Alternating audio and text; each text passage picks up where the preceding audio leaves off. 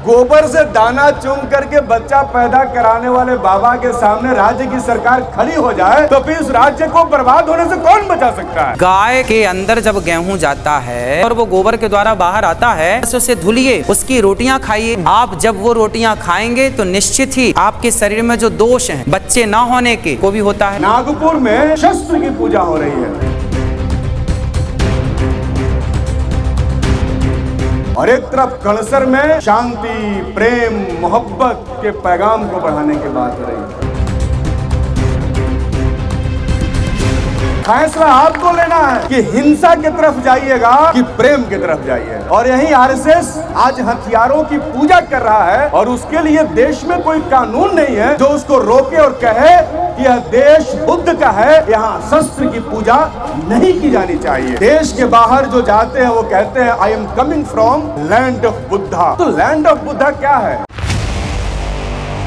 दो तीन बातें हैं जो बहुत महत्वपूर्ण हैं। इस कार्यक्रम का आकार जो बढ़ा है यह इस बात का प्रमाण है कि धीरे धीरे तर्क आधारित बातें लोगों को समझ में आना शुरू हो चुकी हैं। हम लोग बस छोटी सी उम्मीद लोगों से करते हैं कि आप तार्किक बनिए, आप लॉजिकल बनिए और कुछ नहीं है। बस इतनी छोटी सी बात कि आप किसी भी चीज को आंख मूंद के मत मानिए। थोड़ा सा जो ब्रेन आपको दिमाग मिला है उसका थोड़ा सा खर्च करिए। ऐसे ही कोई कुछ कह दे, मान लीजिए अभी एक बाबा वायरल हुए, उन्होंने उनसे एक पत्रकार ने पूछा कि बेटा कैसे होता है, तो उन्होंने कहा कि पहले गाय को गेहूं खिलाओ, फिर उसका गोबर निकलेगा, उसमें से गेहूं का दाना चुन लो, फिर उसको धो के मिल में पिसा लो और उसको खिलाओगे तो तुमको बेटा होगा। और वो बाबा अभी बिहार में प्रवचन दे रहा है। लेकिन मजे की बात यह है कि हमारे राज्य के तेज तरार मंत्री संसदीय कार्य विभाग के माननीय विजय चौधरी जी बड़ी बड़ी बातें कहते हैं। मेरी बात सुनेंगे, उनको बुरी भी लग सकती है, लेकिन इससे हमें क्या। तो वो जा करके उनके सामने हाथ जोड़ के खड़ा था। आप बताइए, गोबर से दाना चुन करके बच्चा पैदा कराने वाले बाबा के सामने राज्य की सरकार खड़ी हो जाए तो फिर उस राज्य को बर्बाद होने से कौन बचा सकता है। हम तो कह रहे हैं कि थोड़ा लॉजिक लगाइए, उनको भी लॉजिक लगाना चाहिए। मैं विधानसभा में भी कहूंगा उनको, आपसे वादा करता हूं। सर हमारे माननीय अध्यक्ष महोदय हैं, उधर से कम मिलता है बोलने का मौका, काफी हंटर चलता रहता है रोक देने के लिए। सर होते तो पूरा मौका देते, अभी नहीं है। तो जो भी हैं, मैं जरूर कहूंगा कि राज्य की जनता को अंधविश्वास में नहीं झोंकना चाहिए। हम ये कार्यक्रम क्यों कर रहे हैं, हम यहाँ सब लोग क्यों आए हुए हैं, दिल्ली से, सब जगह से, इसलिए कि हमारी जनता अंधविश्वास से ऊपर उठे।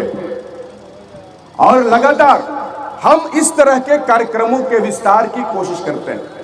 जहां भी ऐसे संस्थान हैं, चाहे वो अंबेडकर विचार मंच हो या बौद्ध धर्म से जुड़े हुए संगठन हो, उनके द्वारा जो भी कार्यक्रम आयोजित किए जाते हैं उसमें बढ़ चढ़ करके हम लोग शामिल होते हैं और उसको बड़ा करने की कोशिश करते हैं। एक तरफ नागपुर में शस्त्र पूजा हो रही है, आज ही के दिन, विजयादशमी के दिन नागपुर में शस्त्र की पूजा हो रही है और एक तरफ कणसर में शांति, प्रेम, मोहब्बत के पैगाम को बढ़ाने की बात हो रही है। फैसला आपको लेना है कि हिंसा की तरफ जाइएगा कि प्रेम की तरफ जाइएगा। हमारा रास्ता प्रेम के मार्ग पर लेकर चलता है, उनका रास्ता हिंसा के मार्ग पर लेकर चलता है। वो शस्त्र की पूजा कर रहे हैं आरएसएस वाले। अभी हमारे यहाँ कोई भी कार्यक्रम होता है तो शांति समितियां बैठती हैं और कहते हैं कि जुलूसों में हथियार लेकर के नहीं जाना। और यही आरएसएस आज हथियारों की पूजा कर रहा है और उसके लिए देश में कोई कानून नहीं है जो उसको रोके और कहे कि यह देश बुद्ध का है, यहाँ शस्त्र की पूजा नहीं की जानी चाहिए। देश के बाहर जो जाते हैं वो कहते हैं I am coming from land of Buddha. तो लैंड ऑफ बुद्धा क्या है? आज विश्व गुरु की बात करते हैं बनने का प्रधानमंत्री, वो विश्व गुरु भारत कब था? जब भारत से उत्पन्न हुआ विचार ने दुनिया की एक बहुत बड़ी आबादी को अपने आगोश में लिया। और ये तो सच है कि अगर ह्वेनसांग और फाहियान भारत नहीं आए होते तो भारत के लोग बुद्ध को भूल गए होते। अब सब जानते हैं।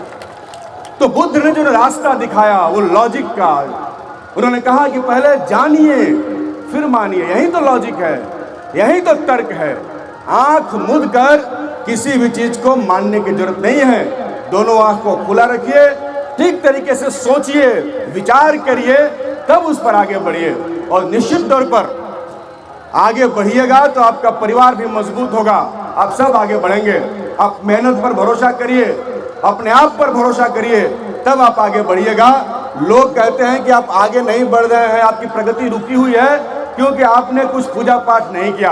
आप उसी के जुगाड़ में रह जाते हैं, पीछे हो जाते हैं और बाकी लोग आगे निकल जाते हैं। इसलिए मेहनत करिए, निश्चित तौर पे आगे बढ़िएगा। मैं आपका बिल्कुल समय नहीं लूँगा, मैं तो हर साल ही बोलता हूँ और हम लोग तो इस तरीके के और भी कार्यक्रमों का आयोजन करने का प्रयास कर रहे हैं। यहाँ पर जितने लोग शामिल हैं उनसे मेरा एक ही आग्रह है कि आप बौद्ध विहारों का मदद कीजिए। जो भी आर्थिक सहयोग हो, सामाजिक सहयोग हो या सांस्कृतिक रूप से सहयोग हो, आप मदद कीजिए। ये बौद्ध विहार आज के दौर में शिक्षा का केंद्र बने, ऐसी हम लोग कोशिश कर रहे हैं। हमारे यहाँ जितने भी ऐसे बौद्ध विहार हैं उनको बेहतर करने का लगातार प्रयास हम लोग कर रहे हैं कि तर्क का रास्ता ही आपको जीवन के सही ज्ञान का अनुभव करा सकता है। बाकी अगर तर्क का रास्ता आप नहीं अपनाते तो आप जीवन के एक बड़ी सच्चाई से आप रूबरू नहीं हो पाएंगे और आप जीवन में अपने अंधकारमय जीवन से प्रकाशमय जीवन की तरफ नहीं जा पाएंगे। बहुत बहुत शुक्रिया, बहुत बहुत धन्यवाद आप सबको। जय भीम, नमो बुद्धाय।